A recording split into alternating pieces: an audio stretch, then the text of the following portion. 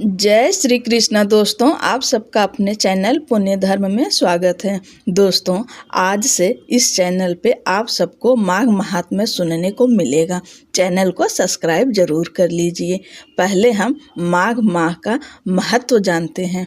माघ माह एक ऐसा माह है जो भारतीय संवत्सर का 11वां चंद्रमास व 10वां सौर मास कहलाता है। दरअसल माघ नक्षत्र युक्त पूर्णिमा होने के कारण यह महीना माघ का महीना कहलाता है। वैसे तो इस मास का हर दिन पर्व के समान जाता है, लेकिन कुछ खास दिनों का खास महत्व भी इस महीने में है। ब्रह्मा, विष्णु, महेश, आदित्य, मरुदगण तथा अन्य सभी देवी देवता माघ में संगम स्नान करते हैं। मान्यता है कि प्रयाग में माघ मास में 3 बार स्नान करने का फल 10,000 अश्वमेघ यज्ञ से भी ज़्यादा होता है। पूरे महीने माघ स्नान करने वाले मनुष्यों पर भगवान विष्णु प्रसन्न रहते हैं तथा उन्हें सुख, सौभाग्य, धन, संतान और मोक्ष प्रदान करते हैं। यदि सकाम भाव से माघ स्नान किया जाए तो उससे मनोवांछित फल की सिद्धि होती है और निष्काम भाव से स्नान आदि करने पर वह मोक्ष देने वाला होता है। ऐसा शास्त्रों में कहा गया है कि मान्यता है कि इन दिनों में प्रयागराज में अनेक तीर्थों का समागम होता है, इसलिए जो प्रयाग अन्य पवित्र नदियों में भी भक्ति भाव से स्नान करते हैं वह अनेक पाप और कष्टों से युक्त होकर स्वर्गलोक में स्थान पाते हैं। धर्मराज युधिष्ठिर ने महाभारत युद्ध के दौरान मारे गए अपने रिश्तेदारों को सद्गति दिलाने हेतु मार्कंडेय ऋषि के सुझाव पर कल्पवास किया था। गौतम ऋषि द्वारा शापित इंद्रदेव को भी माघ स्नान के कारण श्राप से मुक्ति मिली थी। माघ मास में जो पवित्र नदियों में स्नान करता है उसे एक विशेष ऊर्जा प्राप्त होती है, जिससे उसका शरीर निरोगी और आध्यात्मिक शक्ति से संपन्न हो जाता है। जो माघ मास में नियम पूर्वक एक समय भोजन करता है वह धनवान कुल में जन्म लेकर अपने कुटुंब जनों में महत्व को प्राप्त होता है। जैसे ग्रहों में सूर्य और नक्षत्रों में चंद्रमा श्रेष्ठ है, उसी प्रकार महीनों में माघ का मास श्रेष्ठ है। माघ में तिलों का दान जरूर करना चाहिए। विशेषतः तिलों से भरकर तांबे का पात्र दान देना चाहिए। माघ में मूली का त्याग करना चाहिए। देवता और पितर को भी मूली अर्पण ना करें। जो माघ मास में ब्राह्मणों को तिल दान करता है वह समस्त जंतुओं से भरे हुए नरक का दर्शन नहीं करता। श्री हरि नारायण को माघ मास अत्यंत प्रिय है। वस्तुतः यह मास प्रातः स्नान, माघ स्नान, कल्पवास, पूजा, जप, तप, अनुष्ठान, भगवत भक्ति, साधु संतों की कृपा प्राप्त करने का उत्तम मास है। माघ मास की विशिष्टता का वर्णन करते हुए महामुनि वशिष्ठ ने कहा है, जिस प्रकार चंद्रमा को देखकर कमलिनी तथा सूर्य को देखकर कमल प्रस्फुटित और पल्लवित होता है, उसी प्रकार माघ मास में साधु संतों महर्षियों के सानिध्य से मानव बुद्धि पुष्पित और पल्लवित प्रफुल्लित होती है, यानी प्राणी को आत्मज्ञान की प्राप्ति होती है। माघ मास का प्रथम अध्याय। दोस्तों, कभी भी कथा को खाली हाथ नहीं सुनते हैं। हाथ में कुछ अक्षत और पुष्प लेकर ही कथा का श्रवण करते हैं। तो चलिए हम कथा को शुरू करते हैं।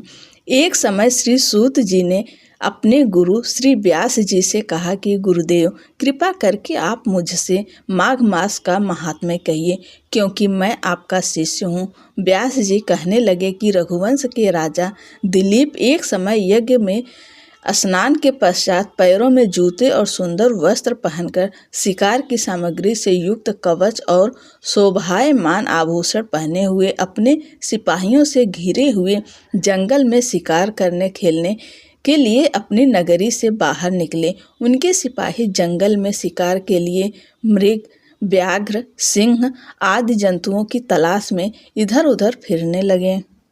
उस वन में वनस्थली अत्यंत शोभा को प्राप्त हो रही थी। कहीं कहीं मृगों के झुंड फिरते थे, कहीं कहीं गीदड़ अपना भयंकर शब्द कर रहे थे, कहीं गैंडों का समूह हाथियों के समान फिर रहा था, कहीं वृक्षों के कोटरों में बैठे हुए उल्लू अपना भयानक शब्द कर रहे थे, कहीं सिंहों के पदचिन्हों के साथ घायल मृगों के रक्त से भूमि लाल हुई हो रही थी, कहीं दूध से भरी थनों वाली सुंदर भैंसें फिर रही थीं, कहीं पर सुगंधित पुष्प हरी भरी लताएं वन की शोभा को बढ़ा रही थीं, कहीं बड़े बड़े पेड़ खड़े थे तो कहीं पर उन पेड़ों पर बड़े बड़े अजगर और उनकी केचुलियां भी पड़ी हुई थीं। उसी समय राजा के सिपाहियों के बाजे की आवाज़ सुनकर एक मृग वन से निकलकर भागने लगा और बड़ी बड़ी चौकड़ियां भरता हुआ आगे बढ़ा। राजा ने उसके पीछे अपना घोड़ा दौड़ाया, परंतु मृग पूरी शक्ति से भागने लगा। मृग कांटेदार वृक्षों के एक जंगल में घुसा और राजा ने भी उसके पीछे वन में प्रवेश किया, परंतु दूर जाकर मृग राजा की दृष्टि से ओझल होकर निकल गया। राजा निर्जन वन में अपने सैनिकों सहित प्यास के मारे अति दुखी हो गया। दोपहर के समय अधिक मार्ग चलने से सैनिक थक गए और घोड़े रुक गए। कुछ देर बाद राजा ने एक बड़ा भारी सुंदर सरोवर देखा जिसके किनारों पर घने वृक्ष थे। इसका जल सज्जनों के हृदय के समान स्वच्छ और पवित्र था। सरोवर का जल लहरों से बड़ा सुंदर लगता था। जल में अनेक प्रकार के जल जंतु, मछलियाँ आदि स्वच्छंदता से इधर उधर फिर रही थीं। दुष्टों के समान निर्दयी चित्त वाले मगरमच्छ भी थे। किसी किसी जगह लोभी के समान सिमाल भी पड़ी हुई थी। जैसे विपत्ति में पड़े हुए लोगों को दुखों को हरने वाले दानी पुरुष के समान यह सरोवर अपने जल से सबको सुखी करता था।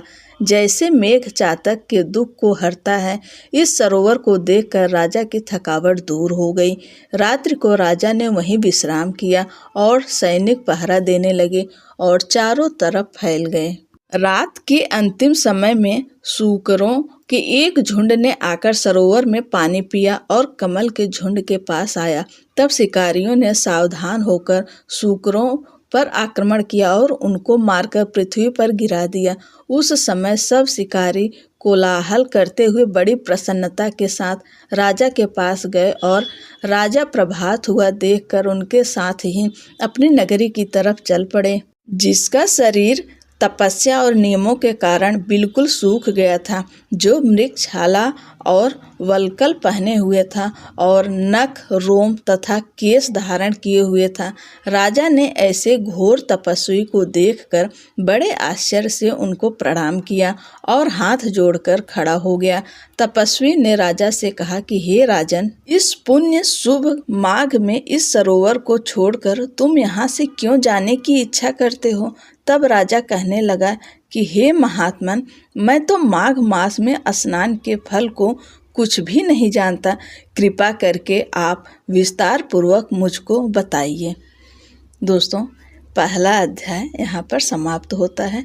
अगले वीडियो में हम दूसरे अध्याय का अध्ययन करेंगे। राधे राधे दोस्तों।